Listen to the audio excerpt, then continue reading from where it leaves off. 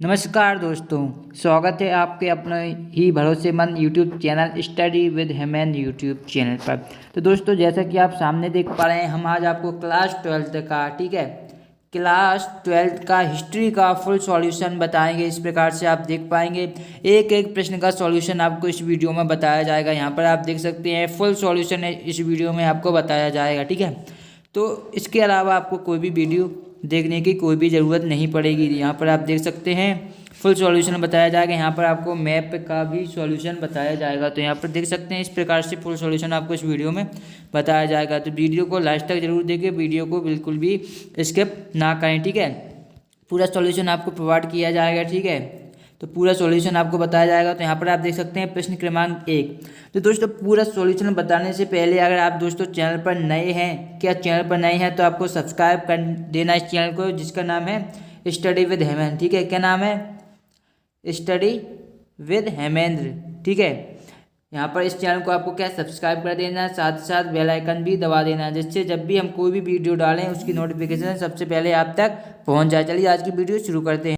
तो पहले क्वेश्चन है, पहले क्वेश्चन के यहाँ पर आप देख सकते हैं पहले क्वेश्चन का आंसर है कालीबंगा। ठीक है, तो पूरे राइट आंसर आपको बताए जाएंगे। दूसरे का अलेक्जेंडर कनिंघम। ठीक है, क्या हो जाएगा? Alexander Cunningham. तीसरे का हो जाएगा हरिशेर। ठीक है, तीसरे का हो जाएगा हरिशेर। चौथा है मंदसौर, जो कि मध्य प्रदेश में है, यानी कि एमपी में है। और पांचवें का हो जाएगा सिद्धार्थ। ठीक है, तो आपको ये बिल्कुल राइट आंसर बताया गया है। ठीक है, इसी प्रकार से आपको कॉपी में लिखना है। ठीक है, यहाँ पर क्या है? प्रश्न क्रमांक 1 का उत्तर डाल के फर्स्ट का कलिबंगा, सेकंड का अलेक्जेंडर कनिंघम, थर्ड का हरिशेर, चौथे का मंदसौर मध्य प्रदेश, पांचवें का सिद्धार्थ। तो इसका स्क्रीनशॉट चाहे तो ले सकते हैं, वीडियो को पॉज करके आप अपनी कॉपी में ले सकते हैं। यहाँ पर देख सकते हैं प्रश्न क्रमांक 2 के आंसर दिए गए हैं। तो प्रश्न क्रमांक 2 का पहला है, ठीक है, यहाँ पर पहले का हो जाएगा दूसरा, यहाँ पर दूसरा एपिग्राफी सम्राट अशोक कांजीपुरम या अजमेर। तो इस प्रकार से आपको पांचों के आंसर लिखने होंगे। ठीक है, इनको भी स्क्रीनशॉट लेकर लिख सकते हैं। प्रश्न क्रमांक 3, तो विजयनगर साम्राज्य की स्थापना तो यह 1336 में हुई थी। ठीक है, हर्षचरित तो है क्या? बाणभट्ट। ठीक है, फिर बंगाल एशियाटिक सोसाइटी का गठन तो 1784 में हुआ था। फिर चंद्रगुप्त मौर्य का राज्यारोहण तो 321 ईसा पूर्व हुआ था। और मृच्छक टिकम तो यह क्या है? मृच्छक टिकम का हो जाएगा शूद्रक। ठीक है, तो इसका सभी आंसर लिख लीजिए, सभी बिल्कुल राइट सॉल्यूशन है। ठीक है, चलिए आगे बढ़ते हैं। प्रश्न क्रमांक 4 का पहले का आंसर है सिंधु घाटी सभ्यता। ठीक है, क्या है? सिंधु घाटी सभ्यता। दूसरा है सभी निवासी क्या थे? ब्राह्मण थे। तीसरा है कौरवों और पांडवों में। शायद महाभारत का युद्ध पूछा गया होगा, तो यह किस में हुआ था? कौरवों और पांडवों में हुआ था। इसी प्रकार क्वेश्चन पूछा गया होगा। चौथा है तमिल कवि एवं संत। इस चौथे का आंसर हो जाएगा। पांचवा है तुंगभद्रा। ठीक है, तो इस प्रकार से सॉल्यूशन आपको बताया जा रहा है। प्रश्न क्रमांक 5 देख सकते हैं, मोहनजोदड़ो की सभ्यता स्थिर थी, उसमें परिवर्तन का अभाव था। किस पर क्या था? परिवर्तन का अभाव था। मोहनजोदड़ो शांति प्रिय थे, उन पर अस्त्र शस्त्रों का अभाव था। ठीक है दोस्तों, अगर आपने अभी इस वीडियो को लाइक नहीं किया, देर के स्वाद किया, फुल सॉल्यूशन आपको बिल्कुल बताया जाएगा, एक एक प्रश्न का सॉल्यूशन मिलेगा। ठीक है, मैंने आपको जितनी भी आपके क्लास 12 के हिस्ट्री, पॉलिटिकल साइंस जितने भी पेपर होंगे उसका फुल सॉल्यूशन आपको बताया है। अगर पहले देख लिया होता तो आप इधर उधर देखने की आपको बिल्कुल भी ज़रूरत नहीं पड़ती। केवल आपको स्टडी विद हेमंत चैनल पर आपको क्या है? फुल सॉल्यूशन मिल जाता है, प्रोवाइड किया जाता है। ठीक है, study with Hemant YouTube channel पर। ठीक है, प्रश्न क्रमांक 6 का देख सकते हैं, 1919 में संस्कृत के प्रसिद्ध विद्वान V.S. सुफ्थांकर के नेतृत्व में महाभारत का समालोचनात्मक संस्करण तैयार करने की योजना बनी। अनेक विद्वानों ने मिलकर इसको तैयार करने का बीड़ा उठाया। ठीक है, चलिए आगे बढ़ते हैं, आगे देखते हैं। तो प्रश्न क्रमांक 7 का देख सकते हैं, सूफी संत के प्रमुख सिद्धांत निम्न हैं। सूफियों को ईश्वर की एक रूपता में विश्वास था। ठीक है, सूफी भौतिक जीवन का त्याग करने में विश्वास करते थे। जो सूफी थे क्या? वो भौतिक जीवन का त्याग करने में क्या करते थे? विश्वास करते थे। सूफियों में मानव मात्र के प्रति प्रेम था। किसके प्रति था? मानव मात्र के प्रति प्रेम था। सूफियों को शांति तथा अहिंसा में विश्वास था। उनको क्या था? शांति एवं अहिंसा में वो विश्वास करते थे। आगे बढ़ते हैं, प्रश्न क्रमांक 8 देख सकते हैं यहाँ पर, विजयनगर की जल आवश्यकताओं को तुंगभद्रा नदी पर बांध बनाकर पूरा किया जाता था। किस पर? तुंगभद्रा नदी पर बांध बनाकर पूरा किया जाता था।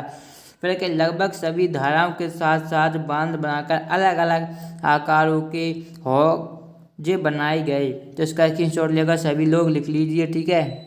आगे बढ़ते हैं, प्रश्न क्रमांक 10 है, ठीक है, जो जिसका कि अथवा है, ठीक है। विवाह के निम्न प्रकार हैं। तो पहला है ब्रह्म विवाह, दूसरा है देव विवाह, पहला ब्रह्म, दूसरा देव, तीसरा है आश्व विवाह, प्रजापत्य विवाह, गंधर्व विवाह, आसुर विवाह, राक्षस विवाह, पैशाच विवाह और स्वयंवर। तो इस प्रकार कितने हैं? 8 इसके हैं। पहला है ब्रह्म, देव, आस्य, प्रजापत्य, गांधर्व, आसुर, राक्षस, पैसा और स्वयंवर। तो इतने प्रकार के विवाह होते हैं, विवाह के प्रकार होते हैं, ठीक है। तो आशा करते हैं आपको इस प्रश्न का आंसर मिल गया होगा। तो इसका स्क्रीनशॉट ले लीजिए सभी लोग, या आप चाहें तो वीडियो को पॉज करके इसे आप लिख भी सकते हैं अपनी कॉपी में, ठीक है। चलिए आगे बढ़ते हैं, ठीक है, चलिए आगे बढ़ लेते हैं। आगे है प्रश्न क्रमांक 10। तो 1857 के स्वतंत्रता संग्राम के कारण निम्न हैं। प्रशासनिक कर्मचारी तथा सैनिकों की बेरोजगारी। तो 1857 ई तक संपूर्ण भारत पर अंग्रेजों का राज्य स्थापित हो गया था। तो क्या जो 1857 ईस्वी में क्या संपूर्ण भारत पर अंग्रेजों का स्थापित हो गया था। अनेक राजा तथा महाराजा पूर्णतः नष्ट हो गए थे। राजा और महाराजा किस तरीके पूर्णतः मतलब उनका अस्तित्व तो नहीं बचा था, पूर्णतः नष्ट हो गए थे, ठीक है। और बहादुर शाह के साथ अन्याय। तो दिल्ली के मुगल बादशाह बहादुर शाह था। यद्यपि उसके हाथ में कोई शक्ति नहीं थी, फिर भी नाम के लिए वह सम्राट था। उसकी पूरी क्या शक्ति छीन ली गई थी, तो वह केवल नाम मात्र का ही सम्राट था। तीसरा, अवध के नवाब तथा प्रजा पर अत्याचार। तो कंपनी ने अवध के नवाब वाजिद अली शाह को निर्वासित कर दिया, महलों को लूटा और बेगमों को अपमानित किया। इस तरीके से ये प्रश्न क्रमांक 10 हो चुका है हमारा। आपने स्क्रीनशॉट ले लिया होगा, आशा करते हैं। अगर नहीं लिया तो वीडियो को आप पीछे करके स्क्रीनशॉट ले सकते हैं। प्रश्न क्रमांक अब 11 आ चुका है हमारे पास कि उत्तर, जैन धर्म की महत्वपूर्ण शिक्षाएं निम्न हैं। यहाँ पर क्या शिक्षाएं हैं, गलती से हो गया। जैन धर्म की महत्वपूर्ण शिक्षाएं निम्न हैं। तो पहली है, महावीर स्वामी ने वेदों की प्रामाणिकता को स्वीकार नहीं किया। उन्होंने तीर्थंकरों के ज्ञान व वचनों को ही प्रमाण माना। तो क्या था, जो महावीर स्वामी थे उन्होंने क्या ज्ञान व वचनों को ही प्रमाण माना, ठीक है। तो दूसरा पॉइंट है हमारा, दूसरा पॉइंट है कि कर्म के आधार पर ही जीवन मरण का चक्र चलता रहता है। यानी कि जो आप कर्म करेंगे उसके द्वारा ही जीवन मरण का चक्र आपका चलता रहता है। तो यही कहा है, ठीक है। और तीसरा जो हमारा पॉइंट हो जाएगा, तीसरा पॉइंट है कि जीवन का मुख्य उद्देश्य निर्वाण प्राप्त करना है, ठीक है। क्या है जीवन का मुख्य उद्देश्य? निर्वाण। तो अगर आपको क्लियर नहीं दिख रहा है तो इस प्रकार लिख सकते हैं आप, निर्वाण प्राप्त करना है, ठीक है। चलिए आगे बढ़ते हैं। चौथा पॉइंट है हमारा, चौथा पॉइंट क्या कहता है, महावीर स्वामी ने 5 महाव्रतों पर बल दिया। अहिंसा, सत्य, अस्तेय, अपरिग्रह तथा ब्रह्मचार्य। तो इन्होंने कितने महावीर स्वामी थे, उन्होंने 5 महाव्रतों पर बल दिया। तो आप इसको लिख सकते हैं किस प्रकार से, पहला है अहिंसा, फिर सत्य, फिर अस्तेय, फिर अपरिग्रह तथा ब्रह्मचार्य। तो इस तरीके से आप यहाँ पर लिख सकते हैं पांचों को। इस तरीके से इस प्रश्न का आंसर है। इसी प्रकार से अगर आप लिखेंगे तो कोई भी एग्जामिनर हो आपके मार्क्स काट ही नहीं सकता। मैं दोस्तों आपको हर बार जो आपका पेपर के एक दिन पहले जो आपकी शाम होती है उसको फुल सॉल्यूशन कॉपी के रूप में बताता हूं। तो उसके लिए आपको क्या है, चैनल को सब्सक्राइब करना ज़रूर चाहिए, जिससे कि आपको अगर आगे भी आपके जो पेपर होंगे, जो कि आपके फाइनल एग्जाम होंगे, उनके भी सॉल्यूशन आपको मिल जाएंगे, ठीक है। तो इसी प्रकार से इंपॉर्टेंट क्वेश्चन भी आपको इस चैनल पर मिल जाएंगे। तो चैनल को सब्सक्राइब करके रखिए और बेल आइकन प्रेस करके रखिए, ठीक है। आगे बढ़ते हैं, प्रश्न क्रमांक 12 का उत्तर देख लेते हैं। 16 महाजनपदों के संबंध में जानकारी का मुख्य साधन प्रारंभिक बौद्ध साहित्य है। तो क्या है, प्रारंभिक बौद्ध साहित्य है। तो यहाँ पर आप देख सकते हैं। दूसरे का, इस काल में राजतंत्रीय तथा गणतंत्रीय आदेशों के बीच संघर्ष चल रहा था। किस जो काल था इसमें क्या राजतंत्रीय तथा गणतंत्रीय आदर्शों के बीच क्या संघर्ष चल रहा था। दूसरा है जनता में लोकतांत्रिक भावनाएं प्रबल थी और अत्याचारी राजाओं के शासन को चुपचाप सहने वाली नहीं थी। तो जो जनता में भावना किस प्रकार थी, लोकतांत्रिक भावनाएं प्रबल थी और जो अत्याचार हो रहे थे अत्याचारी राजाओं के शासन को चुपचाप सहना बिल्कुल भी नहीं चाहते थे। और जो हमारा चौथा पॉइंट है वो है महाजनपदों में ब्राह्मणों ने लगभग 6ठी शताब्दी ईसा पूर्व में संस्कृत भाषा में धर्मशास्त्र नामक ग्रंथ की रचना की। अन्य लोगों के लिए नियमों का निर्धारण किया गया। तो क्या अन्य जो लोग थे उनके लिए नियमों का निर्धारण किया गया था। तो इस प्रकार से आंसर हो जाएगा। आप देखते हैं प्रश्न क्रमांक 13। दोस्तों अगर आपने अभी तक वीडियो को लाइक नहीं किया है तो वीडियो को लाइक कर दें। इतनी मेहनत से हम आपके लिए सॉल्यूशन लाते हैं तो वीडियो को लाइक कर दें और चैनल पर पहले ही बार जुड़े हैं सब्सक्राइब कर दें, बेल आइकन प्रेस कर दें। ठीक है, अगर आपको और भी किसी सब्जेक्ट के सॉल्यूशन चाहिए तो प्लेलिस्ट में जाकर देख सकते हैं। सर्वप्रथम आपको यूट्यूब पर सर्च करना होगा। ठीक है, क्या सर्च करना होगा, आपको सर्च करना होगा स्टडी विद हेमेंद्र। ठीक है, आपको जैसे ही आप सर्च कर लेंगे उसके बाद आपको क्या है, आपको चैनल का लोगो मिल जाएगा। उसके बाद आपको क्या चैनल के अंदर जाना और प्लेलिस्ट में जाकर आप देख सकते हैं। आप देखते हैं प्रश्न क्रमांक 13 का उत्तर। 13 का है मौर्यों के प्रशासन के विषय में कौटिल्य के अर्थशास्त्र, मेगास्थनीज की इंडिका आदि जानकारी प्राप्त होती है। तो दोस्तों एक कंपटीशन एग्जाम में भी बहुत इंपॉर्टेंट है जो पूछा जाता है। कौटिल्य का अर्थशास्त्र यानी अर्थशास्त्र किसकी रचना है, तो कौटिल्य की है। मेगास्थनीज की क्या, इंडिका है। तो यह प्रश्न बहुत ही ज़्यादा इंपॉर्टेंट है। तो इसको आप अभी भी, अगर आपने अभी तक इस प्रश्न को याद नहीं किया है तो अभी कर लें याद, क्योंकि बहुत ही आगे आपको काम आने वाला है यही प्रश्न, तो इसे जरूर याद कर लें। तो क्या है इसके बाद का सम्राट, तो सिद्धांत था मौर्य सम्राट निरंकुश था। इस पर निरंकुश था। विधायिका, कार्यपालिका, न्यायिक तथा सेना संबंधी सभी विषयों में अंतिम सत्ता सम्राट के हाथ में थी, किंतु वह स्वेच्छाकारी न था। सम्राट प्रजा को अपने पुत्रों की भांति समझता था।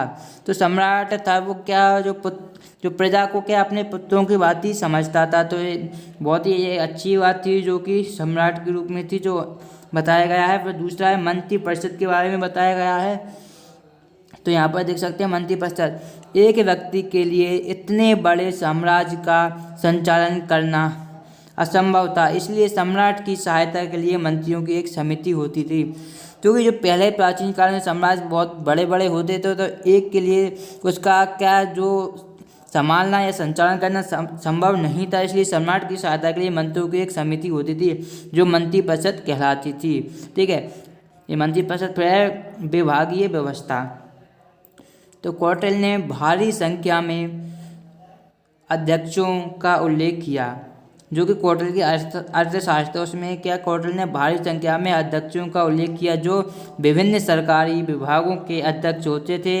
ऐसा प्रतीत होता है कि कौटिल्य के अधीक्षक और स्ट्रैबो द्वारा वर्णित न्यायाधीश एक ही था।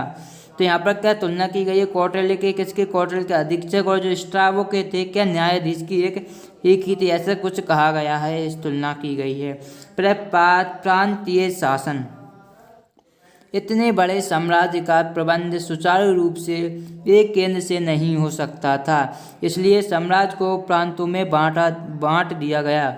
यहाँ पर ठीक है क्या, बांट दिया गया, प्रांतों में बांट दिया गया था। ठीक है, इसके बाद देखते हैं प्रश्न क्रमांक 14। ठीक है, प्रश्न क्रमांक 14 का भी आंसर आप दोस्तों चाहें तो स्क्रीनशॉट ले सकते हैं। तो दोस्तों यहाँ पर देख सकते हैं, अब हम प्रश्न क्रमांक 14 का आंसर देख लीजिए। स्क्रीनशॉट ले लिया होगा तो बहुत अच्छी बात, नहीं तो आप लिख सकते हैं। पितृवंशिकता का अर्थ यह है कि पिता की मृत्यु के बाद उसकी संपत्ति पर उसके पुत्र का अधिकार होना। तो जो हमसे पितृवंशिकता का क्या मतलब होता है, जो अगर क्या पिता की मृत्यु के बाद उसकी संपत्ति पर किसका पुत्र का अधिकार होना। अधिकतर राजवंश पितृवंशिकता की प्रणाली का अनुसरण करते हैं। ठीक है, चलिए आगे बढ़ते हैं। जो अंग है वंश परंपरा को चलाने हेतु धर्म सूत्र के अनुसार वंश को पुत्र ही आगे बढ़ाते हैं। तो यह भी बिल्कुल सही बात है, पुत्रियां नहीं। इसी कारण सभी परिवारों में पुत्र प्राप्ति की कामना की गई है। जो प्रश्न का आंसर इस प्रकार से दिया गया है, आप देख सकते हैं। दूसरा, उत्तराधिकार संबंधी झगड़ों से बचने के लिए कोई भी माता पिता यह नहीं चाहता था कि उसकी मृत्यु के बाद उसके परिवार में संपत्ति या उत्तराधिकार के संबंध में झगड़ा हो। राज परिवारों में उत्तराधिकार में राज सिंहासन भी सम्मिलित था। 1600 ईसा पूर्व से 600 ईसा तक यही परंपरा रही थी कि माता पिता की मृत्यु के पश्चात उसकी संपत्ति पर पुत्रों का बराबर का अधिकार हो, किंतु ज्येष्ठ पुत्र के अधिकार के प्रमाण मिलते हैं। ठीक है, प्रमाण किसके मिलते हैं? ज्येष्ठ पुत्र के। प्रश्न क्रमांक 15 आप यहाँ पर देख सकते हैं। 15 का आंसर, भोपाल के शासकों शाहजहां बेगम और उनकी उत्तराधिकारी सुल्तान जहां बेगम ने इस प्राचीन स्थल के रख रखाव के लिए धन का अनुदान दिया। आशय नहीं है कि जॉन मार्शल ने सांची पर लिखे अपने ग्रंथ को सुल्तान जहां को समर्पित किया। सुल्तान जहां बेगम ने वहां एक संग्रहालय और अतिथिशाला बनाने के अनुदान दिया। वहां रहते हुए ही जॉन मार्शल ने अपना ग्रंथ लिखा। ठीक है, इसके बाद क्या, इस पुस्तक के विभिन्न खंडों के प्रकाशन में भी सुल्तान जहां बेगम ने अनुदान दिया, इसलिए यह स्तूप बना रहा है। तो इसके पीछे कुल विवेकपूर्ण निर्णयों की भूमिका है। यह भाग्य की बात है कि यह रेल ठेकेदारों और निर्माताओं की नज़र से बचा रहा, जो ऐसी चीज़ों को यूरोपीय संग्रहालय में ले जाना चाहते थे। अब इसकी मरम्मत और संरक्षण का कार्य भारतीय पुरातत्व विभाग कर रहा है। तो इसका जो आंसर आपने देख लिया होगा। आगे बढ़ते हैं। यहाँ पर प्रश्न क्रमांक 16 दिया गया है। दोस्तों, अगर आपने वीडियो को लाइक अभी भी नहीं किया है तो देर किस बात की है, वीडियो को लाइक कर दें। चैनल पर पहली बार जुड़े हैं तो चैनल को सब्सक्राइब कर दें, बेल आइकन प्रेस कर दें। और चैनल का नाम को आपको पता ही होगा, study with Hemendra YouTube channel को आपको सब्सक्राइब करना है। आपके पास में एक सब्सक्राइब का इस प्रकार सब्सक्राइब इसी प्रकार लिख रहा होगा रेड कलर में, जैसा कि मैंने रेड कलर में लिखा है। बस आपको इस पर एक बार क्लिक करना है। ठीक है, क्लिक कर देंगे जैसे ही सब्सक्राइब हो जाएगा। ठीक है, जैसे जब भी हम आपको आगे के पेपर के सॉल्यूशन डालें तो उसकी नोटिफिकेशन सबसे पहले आप तक पहुंच जाए। तो प्रश्न क्रमांक 16 का स्क्रीनशॉट ले सकते हैं। शहर के सबसे ऊंचे स्थानों में से एक पर स्थित महानवमी डिब्बा एक विशालकाय मंच होता है जो लगभग 1100 वर्ग फीट के आधार 400 फीट की ऊंचाई तक जाता है। ऐसा साक्ष्य मिले हैं जिससे पता चलता है कि इस पर एक लकड़ी की संरचना बनी थी। मंच का आधार आभारदार उत्कीर्ण से बड़ा था। इस संरचना से जुड़े अनुष्ठान संभवतः सितंबर तथा अक्टूबर के शरद मासों में मनाए जाने वाले 10 दिन के हिंदू त्यौहार, जिन्हें दशहरा, दुर्गा पूजा तथा नवरात्रि या महानवमी नामों से जाना जाता है, के महानवमी के अवसर पर निष्पादित किए जाते थे। इस अवसर पर विजयनगर शासक अपने रुतबे, ताकत तथा अधिकार का प्रदर्शन करते हैं। इस अवसर पर होने वाले धर्मानुष्ठानों में पूर्ति की पूजा, राज्य के अश्व की पूजा तथा भैंसों और अन्य जानवरों की बलि सम्मिलित थी। अब देख सकते हैं प्रश्न क्रमांक 18 का आंसर यहाँ पर दिया गया है। मुगल सम्राटों की धारणा थी कि परम शक्ति द्वारा उनकी नियुक्ति विशाल एवं विजातीय जनता की शासन करने के लिए की गई थी। इस धारणा का प्रचार तथा प्रसार का एक महत्वपूर्ण उपाय उन्होंने राजवंशी इतिहास को लगवाने के रूप में ढूंढ निकाला। मुगल सम्राटों ने अपने शासन के वितरणों के कार्य लेखन को अपने दरबारी इतिहासकारों को सौंपा। इन्होंने यह कार्य में घटित होने वाली घटनाओं का लेखा जोखा प्रस्तुत किया है। मुगल काल में अनेक ऐतिहासिक ग्रंथों की रचना की गई जो काल के इतिहास के आधार हैं। इनका संक्षिप्त विवरण निम्न, यानी कि मुगल काल के ऐतिहासिक ग्रंथों का विवरण हम दे रहे हैं। तो देख सकते हैं तुजुक-ए-बाबरी जो कि प्रसिद्ध है, इसके बारे में आपने पढ़ा ही होगा, ठीक है। चलिए फिर भी देख लेते हैं। आपको कॉपी में इसी प्रकार से लिखना है जैसा कि मैंने फुल कॉपी आपको बता रहा हूँ। फुल सॉल्यूशन, पूरा सॉल्यूशन मिलेगा, ठीक है। जैसा कि मैंने आपको पहले ही बताया था कि पूरा सॉल्यूशन मिलेगा तो पूरा ही मिलेगा। तो जो बाबरी का लेखक बाबर था, बाबर स्वयं शिक्षित तथा विद्वान था। वह अरबी, फारसी तथा तुर्की भाषा का अच्छा ज्ञाता था। वह इन भाषाओं में कविता भी कर लिया करता था। तो यह कितनी भाषाओं का ज्ञाता था? यह था फारसी, तुर्की और अरबी, 3 भाषाओं का ज्ञाता, अच्छा ज्ञाता था, ठीक है। फिर हुमायूंनामा, तो हुमायूंनामा इस ग्रंथ की रचना गुलबदन बेगम ने की थी। खाबंद मीर ने भी हुमायूंनामा की रचना की। इसमें हुमायूं के शासनकाल की जानकारी मिली। किसके शासनकाल की जानकारी मिली? हुमायूं के। फिर तीसरा, तारीख ए शेर शाही तथा तारीख ए दौदी, इन 2 ग्रंथों से शेरशाह के शासनकाल के सामाजिक, आर्थिक तथा राजनीतिक स्थिति की जानकारी प्राप्त होती है। किसके? शेरशाह के शासनकाल के सामाजिक के बारे में, आर्थिक के बारे में तथा राजनीतिक स्थिति के बारे में हमें जानकारी प्राप्त होती है। फिर हमारे तबकात ए बाबरी, इस ग्रंथ का लेखक शेख जैतुद्दीन था। इस ग्रंथ को तत्कालीन राजनीतिक घटनाओं का सटीक चित्रण किया गया है। किसके? तत्कालीन घटनाओं को सटीक चित्रण किया गया था। फिर अकबरनामा, इस ग्रंथ का लेखन अबुल फजल था। इस ग्रंथ में अबुल फजल ने अकबर की प्रशंसा के पुल बांधे हैं। क्या अकबरनामा है, यहाँ पर आप क्या देख सकते हैं, इस ग्रंथ के लेखक अबुल फजल थे। इस ग्रंथ में अबुल फजल ने क्या किया? अकबर की प्रशंसा के पुल बांध दिए, यानी कि बहुत ज़्यादा प्रशंसा कर दी, जो अतिशयोक्ति की सीमा को भी पार कर जाती है। अतिशयोक्ति हिंदी का एक वर्ड आया है, अतिशयोक्ति, ठीक है। हिंदी का वर्ड अतिशयोक्ति आपकी अतिशयोक्ति अलंकार होता है जहाँ पर किसी वस्तु का बहुत बढ़ा चढ़ाकर वर्णन किया जाता है, वहाँ अतिशयोक्ति अलंकार होता है। तो क्या अतिशयोक्ति की सीमा का भी पार कर गए, तो समझ सकते हैं कितना बड़ा चढ़ाकर वर्णन किया होगा कि अतिशयोक्ति की भी सीमा को पार कर गए। प्रश्न क्रमांक 19 का उत्तर दे सकते हैं। विजयनगर की शासन व्यवस्था की सबसे महत्वपूर्ण विशेषता उनकी नायकर यहाँ पर व्यवस्था थी। कुछ इतिहासकारों के विचार है कि विजयनगर कालीन सेना नायकों को नायक कहा जाता था, किंतु कुछ लोग इससे सहमत नहीं हैं। कुछ इतिहासकारों का मत है कि नायक कहा जाता था, किंतु कुछ लोग इससे सहमत नहीं हैं। कुछ अन्य इतिहासकारों का मत है कि नायक भू सामंत थे, जिनको राजा वेतन के बदले भूमि देता था, जिससे वे अपनी सेना का खर्च चलाते थे। इनको अमत्न भी कहा जाता था। भूमि का उपयोग करने के कारण इनको अमत्न नायक भी कहा गया। तमिलनाडु में नायकों को सबसे अधिक नियुक्त किया जाता था। नायक भूमि की आय का एक भाग सरकारी खजानों में भी जमा करते थे।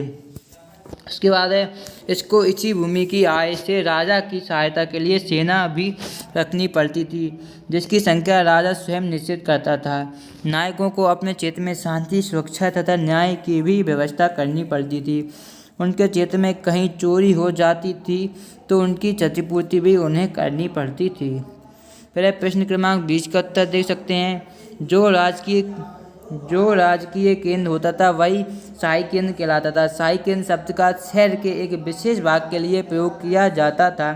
शाही केंद्र की प्रमुख विशेषताएं निम्न हैं। तो शाही केंद्र की अगर आप विशेषता देखना चाहते हैं तो शाही केंद्र की प्रमुख विशेषताएं निम्न यहाँ पर देख सकते हैं। पहली जो विशेषता है शाही केंद्र की राजा का भवन या महल। तो पहला है कि राजा का भवन, किसका? राजा का भवन या महल। तो शाही केंद्र पर राजा का महत्व होता था, जो भव्य तथा विशाल होता था। इतिहासकारों ने कमल महल अथवा लोटस भवन का चित्रण किया है। दूसरा है सभा मंडप। सभा मंडप के जो प्रमाण इतिहासकारों को मिले हैं उसके आधार पर कहा जा सकता है कि यह एक ऊंचा मंच होता था, जिसमें पास तथा निश्चित दूरी पर लकड़ी के स्तंभों के लिए छेद बने हुए थे। ठीक है। उसके बाद है महानवमी डिब्बा। शाही केंद्र पर एक महानवमी डिब्बा भी होता था। महानवमी डिब्बा एक विशाल मंच है जिसका निर्माण शहर के सबसे ऊंचे स्थानों में से एक पर किया गया था। फिर अष्टबल। इतिहासकारों ने जो चित्र प्रस्तुत किया उसमें अष्टबल भी महत्वपूर्ण है। अष्टबल हाथियों के रहने का स्थान होता है, जो कि आपको पता ही होगा, बहुत ही सिंपल सी चीज़ है, जो कमल महल के समीप था। कहाँ था? कमल महल के समीप था। फिर मंदिर। पांचवा, शाही केंद्र के आसपास 60 से अधिक मंदिर थे। मंदिरों और संप्रदायों को प्रश्रय देना शासकों की नीति थी। तो दोस्तों हमारे कितने प्रश्न क्रमांक 20 तक हो गए हैं, ठीक है। दोस्तों एक बार फिर मैं कह देता हूँ, अगर आपने अभी तक वीडियो को लाइक एंड चैनल को सब्सक्राइब नहीं किया है, देर की शुरुआत की है, कर दीजिए, ठीक है। आगे बढ़ते हैं, अगर आप चाहते हैं तो कर दीजिए, अब मैं आपको बार बार नहीं बोलूँगा। प्रश्न क्रमांक 21 का उत्तर देख लीजिए। वैष्णव विष्णु की उपासना तथा शैव शिव की उपासना करते थे। वैष्णववाद तथा शैववाद के उदय के परिणामस्वरूप अनेक मंदिरों तथा मूर्तियों का निर्माण किया गया। इसका विवरण निम्न प्रकार है। यहाँ पर पहला मंदिर निर्माण कला। मंदिर निर्माण की वास्तुकला का निश्चित विकास गुप्त काल से प्रारंभ हुआ था। कहाँ से? गुप्त काल से। तो आगे क्या है, गुप्त काल से जो प्रारंभ हुआ था, गुप्तकाली मंदिरों में एक चौकोर गर्भगृह होता था। इसमें देवता की मूर्ति प्रतिष्ठित रहती थी। सामने स्तंभों पर टिका हुआ मंडप बनाया जाता था। मंदिरों के मुख्य द्वार अलंकृत होते थे। सामने आगे चलकर गर्भगृह में चारों ओर प्रदक्षिणी मार्ग भी बनाया जाने लगा। इन मंदिरों की कला की प्रमुख विशेषता यह थी कि इसके शीर्ष भाग बहुत ऊंचे तथा कलात्मक अलंकृत से युक्त थे।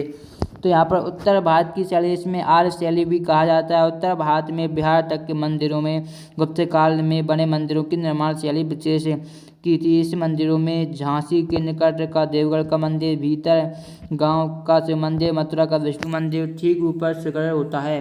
फिर दक्षिण भारत की शैली। दक्षिण भारत के मंदिर वास्तुकला शैली में पल्लव शैली का अनुसार था। इस मंदिर का सिंबल प्रायः पिरामिड की भांति बनाए जाते थे। दक्षिण भारत की अन्य शैलियों में चालुक्य, राष्ट्रकूट तथा होयसल राजवंशों के संरक्षण में विकसित शैलियों का भी प्रमुख स्थान है। पत्थरों पहाड़ों को काटकर मंदिर बनाए जाते हैं।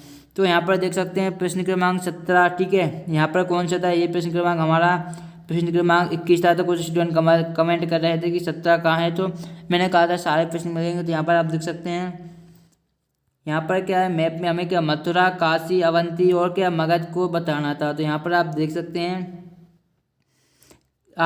हैं जो भारत का मैप बनाया गया है। यहाँ पर देख सकते हैं जो इंडिया का मैप है, ऐसा बनाने का इस तरीके से मैप है। इस तरीके से आपको मैप को बनाना है, ठीक है। इस तरीके से आप चाहें तो मैप बना सकते हैं। उसके बाद आपको क्या चिन्ह करना है, तो यहाँ पर क्या है, मथुरा, ये मथुरा हुई हमारी, काशी यहाँ पर है, यहाँ पर जो हमारा मगध था, और यह अवंती थी। तो इस तरीके से आपको यह जो मैप बनाना है इंडिया का, ठीक है। काफ़ी इसी स्पष्ट बना हुआ है, इसी प्रकार से आपको मैप बनाना है। तो दोस्तों यह था आपका सॉल्यूशन, ठीक है। इसी तरीके से आपको कॉपी लिखनी है। मैंने फुल कॉपी आपको बता दी। अगर आपको कोई परेशानी हो रही है तो कमेंट करें। PDF डाउनलोड करना चाहते हैं तो लिंक डिस्क्रिप्शन में मिल जाएगी, वहाँ से आप डाउनलोड कर सकते हैं, आसानी से डाउनलोड कर पाएंगे। तो दोस्तों आपको इतिहास का फुल सॉल्यूशन बता दिया गया है। तो अब वीडियो के लास्ट में आपके लिए कुछ इन्फॉर्मेशन है, ठीक है दोस्तों। जैसा कि आपको पता होगा ही कि इस चैनल पर आपको फुल सॉल्यूशन रिवीजन टेस्ट के प्रोवाइड किए जा रहे हैं क्लास 9 से और क्लास 12 तक के। तो साथ साथ अगर इस चैनल पर आपको इंपॉर्टेंट क्वेश्चन भी प्रोवाइड कराए जाते हैं, वीडियो लेक्चर भी प्रोवाइड कराए जाते हैं। इसलिए अगर आप इस चैनल से अपनी पढ़ाई जारी रखना चाहते हैं तो चैनल को सब्सक्राइब कर लीजिए, बेल आइकन प्रेस कर लीजिए, ठीक है। चलिए मिलते हैं नेक्स्ट वीडियो के साथ, नेक्स्ट सॉल्यूशन के साथ। तब तक देखते रहिए आपका अपना ही भरोसेमंद चैनल स्टडी विद हेमंत। धन्यवाद। जय हिंद, जय भारत।